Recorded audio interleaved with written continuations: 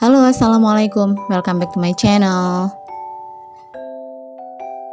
Di video kali ini saya akan membahas prediksi soal UNBK Bahasa Inggris untuk SMA, SMK sederajat ya, sesuai dengan kisi-kisinya. Untuk kisi-kisi UNBK Bahasa Inggris SMK SMA sederajat 2020 ya, pernah saya share di video saya sebelumnya ya, linknya bisa dilihat di deskripsi ini. Untuk kisi-kisi bahasa Inggris SMA, SMK itu hampir semuanya sama ya. Cuman ada sedikit perbedaan saja di dalam bentuk teksnya. Kalau SMK hanya descriptive, recount, procedure, dan juga report. Tapi kalau SMA selain descriptive, recount, procedure, dan juga report, ada penambahan narrative, exposition, dan juga news item. Oke, kita mulai dengan pembahasan yang pertama. Di dalam kisi-kisi di lingkup materi unsur kebahasaannya, ya salah satu materi yang keluar adalah tentang persamaan kata. Nanti apabila kalian menemukan pertanyaan seperti ini, what is the synonym of? Ataupun the underline word is closest into meaning bla bla bla. Ataupun what does the underline word mean? Nah, ini adalah bentuk soal dalam bentuk persamaan kata. Nah, berikut contoh soalnya. His parents recognized their child's innate intelligence and talents and so made sacrifices to have him educated. Paragraph 2. The underlined word is closest in meaning to A. Acquired, B. Ingenious, C. Multiple, D. Inborn, E. Strident. Nah, kalau kita perhatikan teksnya, ya, kata innate di situ ya, innate intelligence and talent. Nah, ini memiliki arti bawaan ya, berarti kita harus mencari persamaan kata yang sama dengan innate di sini. Nah, sekarang kita perhatikan optionnya. Option A ada acquired, itu artinya diperoleh atau didapat ya, nggak cocok ya, nggak sesuai dengan yang kita cari. Eliminasi jawaban ini. Kemudian yang B ada ingenious, itu artinya berbakat, ini juga nggak cocok, eliminasi lagi jawaban ini. Kemudian yang C ada multiple, itu artinya berganda atau beraneka ya, atau beragam lah ya, ini juga nggak tepat. Kemudian yang D ada inborn, nah inborn ini artinya bawaan lahir ya, sepertinya ini jawabannya. Oke, kita tahan dulu. Sedangkan yang E, di situ ada strident. Nah, strident ini artinya melengking. Ini juga nggak tepat ya. So, the underlined word is closest in meaning to, atau kata yang bergaris bawah memiliki arti yang sama dengan D, inborn. Soal selanjutnya, cleanse gently with fabric cleanser or brush. Step 3. What does the underlined word mean? Ya, jadi dia bilang yang bergaris bawah itu artinya apa? Ya?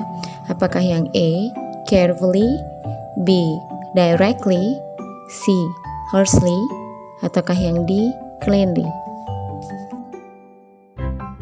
Oke, sekarang kita perhatikan teks.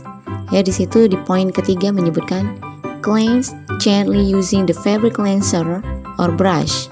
Itu maksudnya bersihkan dengan lembut dengan menggunakan kain ataupun sikat ya.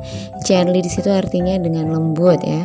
Nah, kita sekarang mencari option yang artinya sama dengan gently. Option yang A ada carefully, artinya dengan berhati-hati. Kalau yang B ada directly ya, secara langsung, itu maksudnya. Kalau yang C ada harshly, itu artinya dengan kasar. Sedangkan yang D, cleanly, itu dengan bersih ya. Jadi kalau kita lihat option yang paling mendekati dengan gently yang artinya lembut, itu adalah carefully ya, dengan berhati-hati. So the correct answer of this question is A. Materi kisi-kisi berikutnya adalah tentang preposition. Oke, berikut saya berikan contoh soal tentang preposition. Nah, langsung lihat pertanyaannya.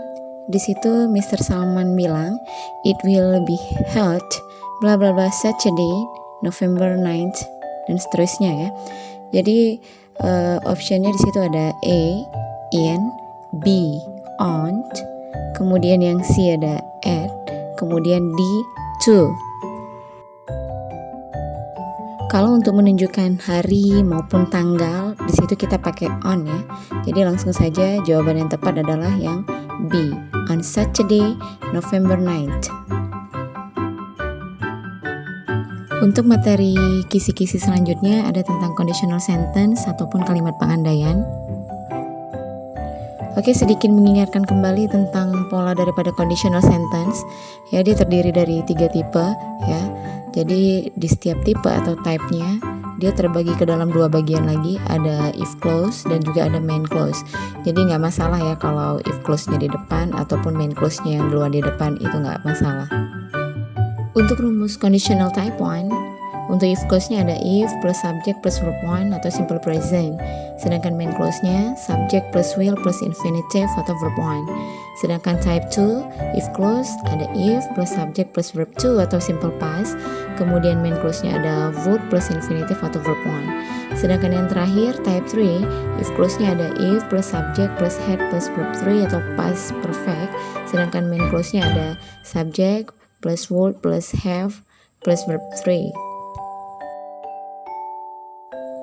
Nah, berikut contoh soalnya. Ada dialog antara Rahmat dengan Wildan ya. Langsung saja ke statement si Wildan, dia bilang me too, everything will be possible bla bla bla.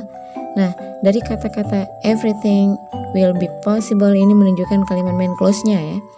Berarti setelah kita identifikasi ada kata will di sini, ini menunjukkan bentuk main clause dalam bentuk tipe pertama atau type 1. Ya, otomatis kita mencari if clause yang di dalam bentuk pertama juga, yaitu rumusnya adalah subject diikuti dengan verb 1. Oke, kita cari jawabannya di optionnya. Option A, if we trying. Ada if plus subject diikuti dengan trying, itu verb ing. Ya, kita eliminasi jawaban ini karena kita mencari kata kerja yang dalam bentuk pertama ya. Kemudian yang B, if we tried. Nah, tried ada ed di belakangnya. Ini adalah kata kerja bentuk kedua. Jadi bukan ini juga jawabannya. Oke, selanjutnya kita lihat option yang C, if we try. Ya, if kemudian diikuti we sebagai subjek lalu diikuti try kata kerja bentuk pertama. Ya, harusnya ini jawabannya. Oke, kita tahan dulu. Sedangkan yang D ada if we working. Ya, jelas verb ing di situ working ya. Bukan ini juga jawabannya. So, the correct answer of this question is C. Nah, bagaimana?